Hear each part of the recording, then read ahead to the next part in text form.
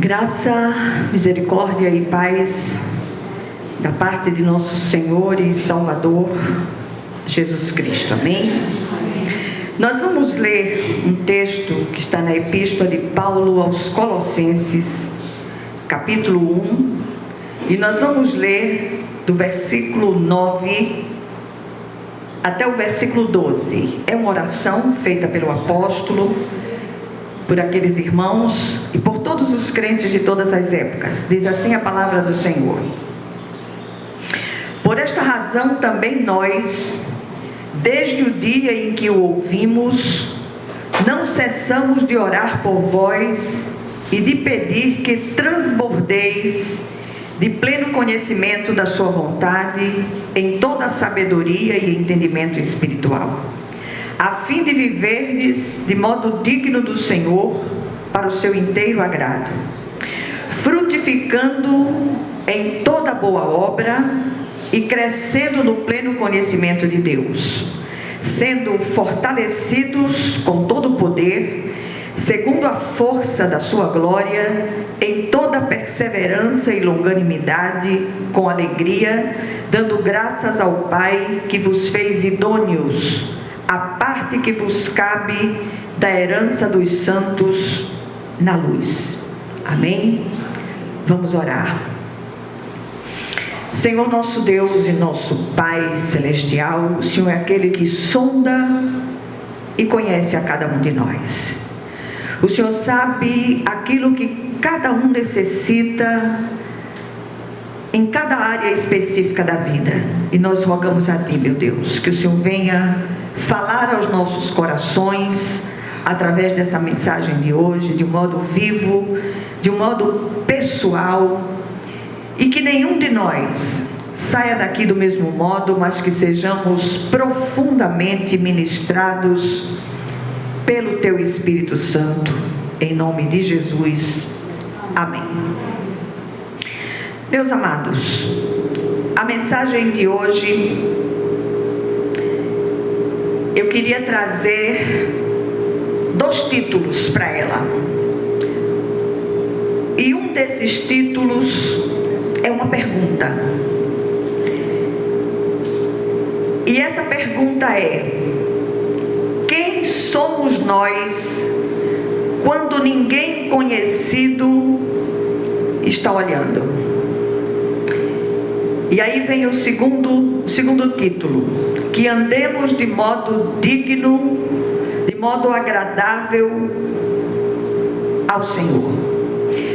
A pergunta que foi feita é uma pergunta retórica, é uma pergunta que não pede uma resposta sua agora, é uma pergunta que nos leva a pensar.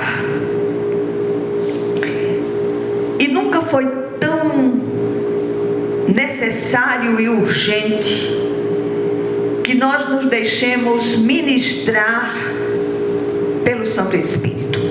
E hoje eu queria encorajá-los, como filhos de Deus, a que andemos todos nós de modo agradável ao Senhor. Infelizmente nós temos percebido que há um padrão mundano no meio da igreja de 2 pesos e 2 medidas. Seguimos em nossas reuniões com cânticos e aleluias, e fora da igreja seguimos em muitas prevaricações.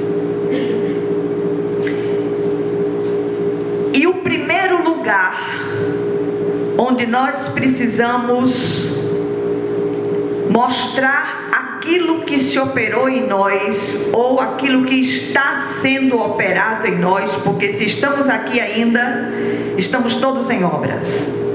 E o primeiro lugar, o primeiro campo missionário é dentro dos nossos lares. O relacionamento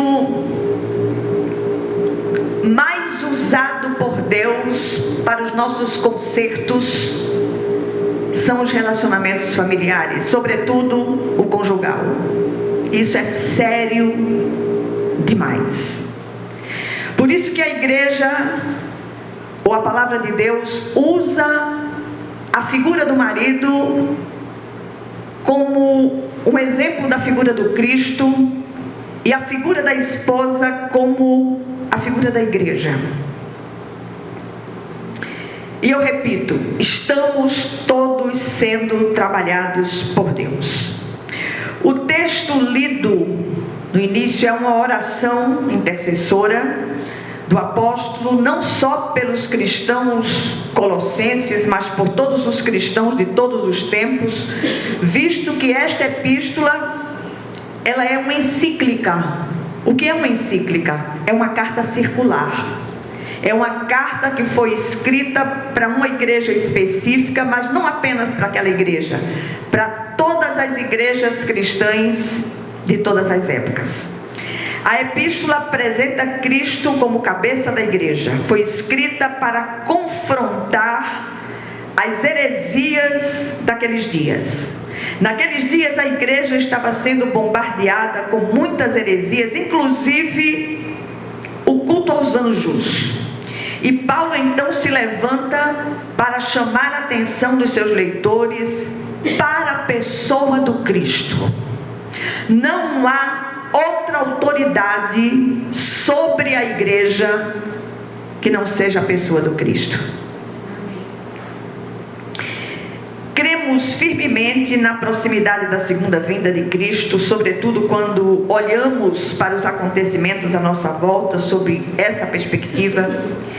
Jesus nunca esteve tão próximo. E eu repito, essa palavra é para mim, essa palavra é para cada um de nós que o Senhor reuniu neste lugar e para cada um daqueles que a ouvirão através do vídeo. Nunca foi tão oportuno chamar a atenção dos cristãos para uma genuína e verdadeira conversão, uma mudança de rota ou um andar de modo digno do Senhor. E o Senhor levantou a cada um de nós que fomos alcançados um dia por essa graça redentora, salvadora, libertadora, para que nos tornássemos fiscais, não da vida do outro, mas da nossa própria vida. O dedinho é tão rápido no gatilho para apontar o erro de fulano, de cicrano, de beltrano, né? Vira esse dedinho para o seu lado, pedindo que o Senhor traga revelação daquilo que ainda precisa ser transformado em cada um de nós. São tantos os escândalos hoje envolvendo os cristãos por toda parte. O que está acontecendo com o povo chamado pelo nome do Senhor?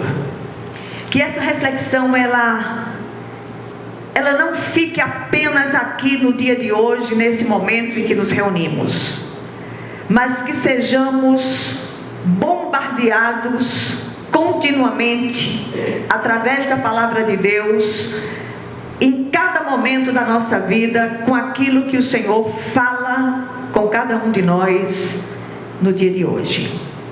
Que possamos clamar ao Senhor por um grande despertamento espiritual, a começar pelos lares.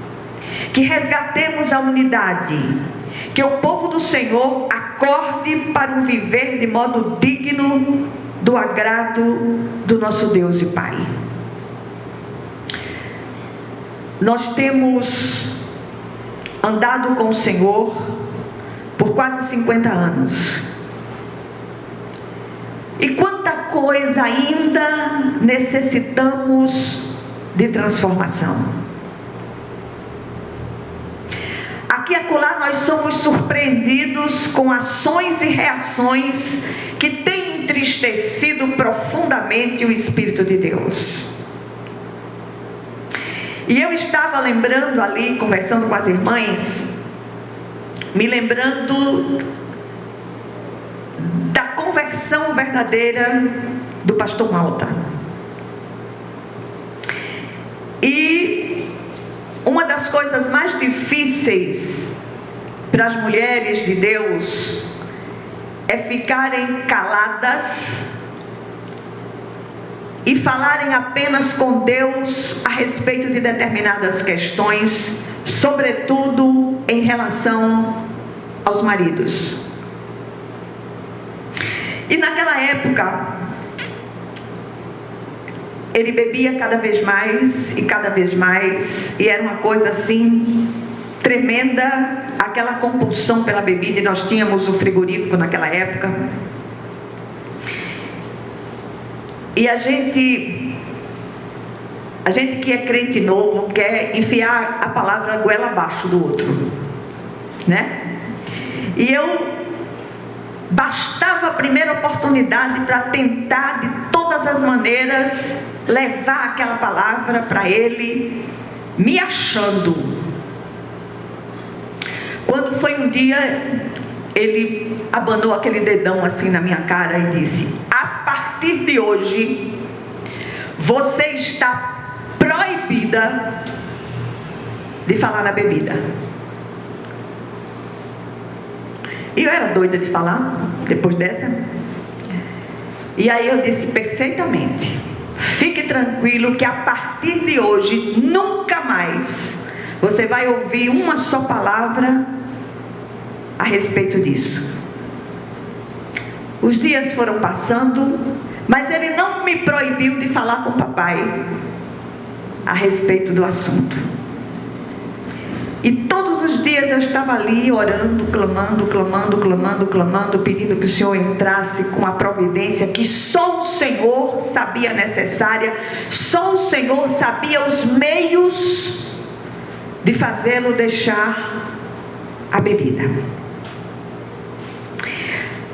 E eu tenho dito muito às irmãs que meu ministério é um ministério muito voltado para esse universo, é que elas precisam aprender a fechar a boca em relação a determinadas situações. Fechar a boca em relação a tentar convencer ou converter. Você não é o Espírito Santo. E isso com relação a marido, a filho, a filhas, a parentes, a irmãos, em relação a tudo. Se nós entendêssemos o propósito de Deus nas nossas vidas, as coisas seriam outras. A mulher sábia edifica a sua casa, a insensata com suas mãos a destrói. Quando foi um dia eu vim em casa, eu já contei isso 200 vezes, mas a gente vai ficando nova assim, feito eu. Sai repetindo as coisas 200 vezes. E aí eu vim em casa, quando eu voltei, ele esperou que eu chegasse no frigorífico, que era aqui do lado, encheu o copo de vodka e veio para a porta me esperar. Eu digo: ele vai beber em homenagem a mim. A primeira coisa que eu pensei, né? Aí ele encheu aquele copo de vodka e olhou para mim e disse: está vendo isso aqui? É o último copo de vodka que você vai ver na minha mão. Aí jogou fora, emborcou o copo no balcão, morreu e não bebeu mais. Isso quase 10 anos antes de partir. Porque enquanto ele estava dormindo, eu estava orando. Enquanto ele estava lá no açougue, eu estava orando, clamando ao Senhor, pedindo que o Senhor entrasse com a providência naquela situação, que só ele sabia como fazer. E eu vi a glória de Deus descer lindamente na vida do meu marido. A oração do apóstolo Paulo aponta para algumas ações contínuas que nos levarão a um viver agradável ao Senhor. Ele deseja 3 coisas aqui, de acordo com essa oração, para os seus leitores. Em primeiro lugar, pensando e e agindo com a sabedoria do alto. Que nós pensemos e hajamos segundo a sabedoria do alto. E aí eu ainda trouxe um texto de Romanos 12:2, que diz: não se amoldem ao padrão deste mundo, mas transformem-se pela renovação da sua mente, para que sejam capazes de experimentar e comprovar a boa, agradável e perfeita vontade de Deus. Em segundo lugar, ele pede que os seus leitores cresçam em frutificação e conhecimento de Deus. Em João 15:16, o Senhor fala através do apóstolo dizendo: vocês não me escolheram, mas eu os escolhi para irem e darem fruto que permaneça, a fim de que o Pai lhes conceda o que pedirem em meu nome. E em terceiro lugar, aliás, em terceiro ainda tem um quarto ponto. Em terceiro lugar, que busquemos o fortalecimento, a perseverança, a paciência com alegria. Em Efésios 3:16, o apóstolo diz: oro para que com as suas gloriosas riquezas Ele os fortaleça no íntimo do seu ser, com poder por meio do seu Espírito. Em Efésios 6:10, ele diz: finalmente fortaleçam-se no Senhor e no seu forte poder. Em Romanos 12:12, versículo icônico, ele diz: alegrem-se na esperança, sejam pacientes na tribulação, perseverem na oração. Perseverem.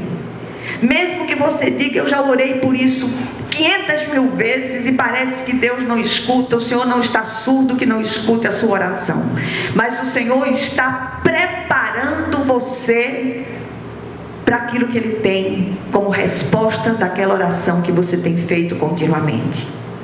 Em Filipenses 4:4, o apóstolo diz: alegrem-se sempre no Senhor. Novamente direi: alegrem-se. E essa alegria aqui não é uma alegria circunstancial, baseada naquilo que já chegou. É uma alegria baseada naquilo que cremos, naquilo que esperamos, na certeza absoluta do agir do nosso Deus. E a quarta ação aqui é que demonstremos sempre gratidão ao Senhor por tudo. Nunca vi um tempo de tanto crente reclamão. Reclama-se por tudo e por nada. E nos esquecemos que cada situação específica pela qual estamos orando, há um propósito santificador de Deus para cada um de nós. E eu não estou dizendo com isso, não estou romantizando sofrimento e agonias, muito pelo contrário. Não é fácil passar pelos estreitos de Deus, mas esses estreitos são absolutamente necessários para que cheguemos àquela estatura da plenitude de Cristo. Colossenses 3,15, o apóstolo diz: que a paz de Cristo seja o juiz em seus corações, visto que vocês foram chamados a viver em paz, como membros de um só corpo, e sejam agradecidos. A mensagem de hoje é um brado da parte do Espírito para cada um de nós. Cada um de nós tem uma área específica da vida que precisa de transformação, que precisa de um milagre da parte de Deus. Invista nisso, investamos nessas áreas específicas. Clamemos ao Senhor, mas sobretudo clamemos por nós mesmos. Senhor, me ajuda a enxergar tudo aquilo que eu tenho vivido do ponto de vista de Deus. E finalmente, o que é que nós podemos guardar no coração, aprender com essa brevíssima meditação de hoje? O que nos pode levar a um viver de modo digno do agrado do Senhor? Buscando a sabedoria do alto e o entendimento espiritual, frutificando para Deus em toda boa obra, buscando fortalecimento, perseverança e paciência no Senhor, preservando a alegria do Espírito em nosso coração, conservando sempre um coração grato ao Senhor. Exercitem gratidão. Quantas coisas você tem recebido, temos recebido da parte de Deus, que muitas pessoas que conhecemos têm clamado e clamado e clamado, e você tem recebido generosamente da parte do Senhor, mas não tem prestado atenção. Presta atenção. Busca da parte de Deus respostas. Clamemos para que essa graça invisível do Senhor seja derramada abundantemente sobre as nossas vidas e as vidas dos nossos familiares. Deixo a pergunta feita no início para a reflexão da semana. Quem somos nós quando ninguém conhecido está olhando? Você ser crente no meio dos crentes é a coisa mais fácil do mundo. Aleluias e glórias a Deus no meio da comunidade. A paz do Senhor no meio dos crentes. Aí eu me lembro da minha mãe, eu quero ver o bom e do ruim. Que a gente possa se deixar ministrar no dia de hoje pelo Espírito de Deus. Amém? Vou orar por vocês.